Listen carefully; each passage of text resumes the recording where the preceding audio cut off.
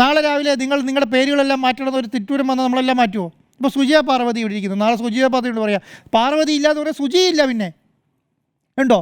സുജിയില്ല. നമ്മളെ സംബന്ധിച്ചിടത്തോളം ഒറ്റ കാര്യം എന്താണ്, നമ്മൾ എന്താണോ നിൽക്കുന്നത്, നമ്മുടെ വ്യക്തിത്വം എന്താണ്, നമ്മൾ ഏത് രീതിയിലാണ് ജനിച്ചു വളർന്നത്, അതിൽ നിന്ന് ഒരു ഇഞ്ച് പിന്നോട്ട് പോകാൻ സമ്മതിക്കരുതെന്നുള്ളതാണ്. അത് സിനിമയായാലും കൊള്ള, ആവിഷ്കാരെ സംബന്ധിച്ചുള്ള നമ്മുടെ ഈ പറഞ്ഞ സോഷ്യൽ മീഡിയ പ്ലാറ്റ്ഫോമുകളെല്ലാം നമ്മൾക്ക് പരാതി ഉണ്ടെങ്കിൽ പരാതി പ്രകടിപ്പിക്കാമെന്നേ. എനിക്കിതാ പരാതിയുണ്ട്, പരാതി പ്രകടിപ്പിക്കാം. അത് കോടതി നോക്കി അവർക്കതിന് തീരുമാനം എടുക്കട്ടെ.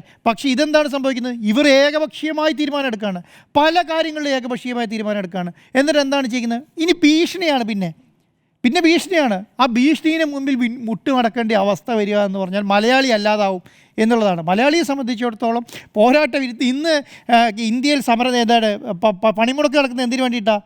പണിമുടക്ക് നടക്കുന്നത് ചില ആൾക്കാർക്ക് അതുകൊണ്ട് ബുദ്ധിമുട്ടുണ്ടാവാം, പക്ഷേ ചില ആൾക്കാർക്ക് അതിന് ബുദ്ധിമുട്ടില്ല. ചില ആൾക്കാരുടെ ബുദ്ധിമുട്ട് പോലും ഇല്ലാതാകാൻ വേണ്ടിയിട്ടാണ് നമ്മൾ ഈ പണിമുടക്ക് നടത്തുന്നത്. എന്നിട്ട് സമരം ചെയ്തിട്ടാണ് ഈ പറയുന്ന സംവിധാനങ്ങൾ മുഴുവൻ. ഇന്ത്യക്ക് സ്വാതന്ത്ര്യം നേടിക്കൊടുത്തത് സമരം ചെയ്തിട്ടാണ്, അല്ലേ? അപ്പോൾ ഇതൊക്കെ നമ്മൾ നേടിയെടുക്കുന്ന എന്തിനാണ്?